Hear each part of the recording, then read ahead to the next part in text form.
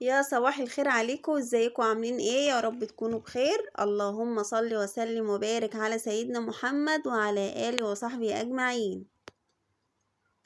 طبعا بصوا بقى الاختراع الجبار ده، ما شاء الله عليه. بصوا هيحصل ايه دلوقتي فيه. دي اسمها بطاطس سحرية. بصوا ما تملوش الطاسة للاخر. شوفوا هيحصل ايه دلوقتي عشان ما تلاقوش كل حاجة اتقلبت كده على البوتاجاز. بتسخني الزيت حلو قوي كده عادي، وبتجيبي منه شوية كده. بصوا شايفين بقى، ركزوا كده اهو. بنحط شوية صغيرين بس، وتفضلي تقلبي كده فيه، هتلاقي حجمه بقى كبر. بصوا بقى ما شاء الله، اهي الطاسة اتملت اهي. اللهم بارك، لا حول ولا قوة الا بالله. وسعرها يا جماعة مش غالي، يعني الشوية اللي احنا جايبينهم دول يعني مش معدين ال15 جنيه.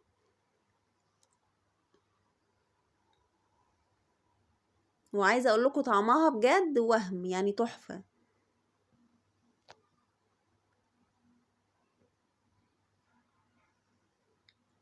تسالي بقى كده، تفرحي بيها الأطفال.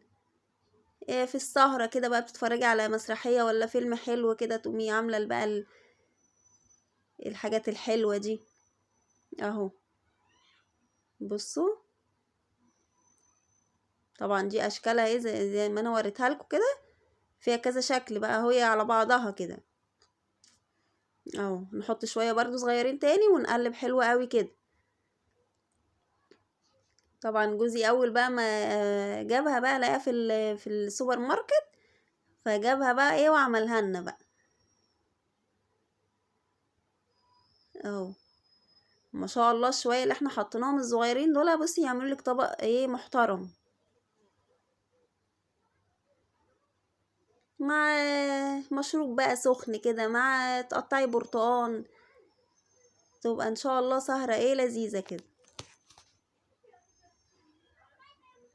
اهو. طبعا بقى وانت بتتفرجي كده، دوسي بقى على اللايك، ها، عشان انتوا ايديكوا بتفلت من على اللايك كده، ما فيش حد بيحب يعمل لايك. دوسي لايك بقى كده ايه، عشان ابعتلك حبة كده تقزقزي فيهم في السهر اهو. شايفين بقى اشكاله اللي هي وقعت على الترابيزة دي؟ هو بقول لكم يعني ايه، كذا شكل منه اهو. بصوا ما شاء الله، تقليبة كده مع ايه، سريعة كده، هتلاقيه خلاص كبر على طول، اتنفش كده اهو. وزي ما قلتلك ما تمليش الطاسة، يعني حط شوية كده زي ما احنا حطينا، عشان ايه ما تلاقيش الدنيا باظت معاكي وبهدلتي الدنيا. اسمها بطاطس سحرية، بتتباع في الهايبر الكبير اه.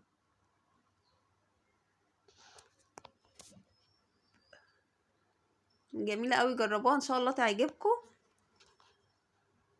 اهي.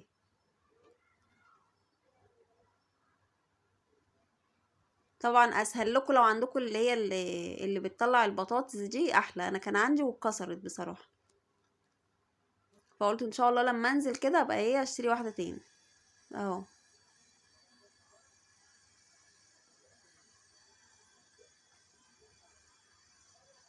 بس كده خلاص اهي. دي اشكالها زي ما قلت لكم كده، وتقلبي حلو وتحطي شويه صغيرين. ما خدتش وقت خالص. الف هنا يا رب للي اكل، والف هنا للي هياكل.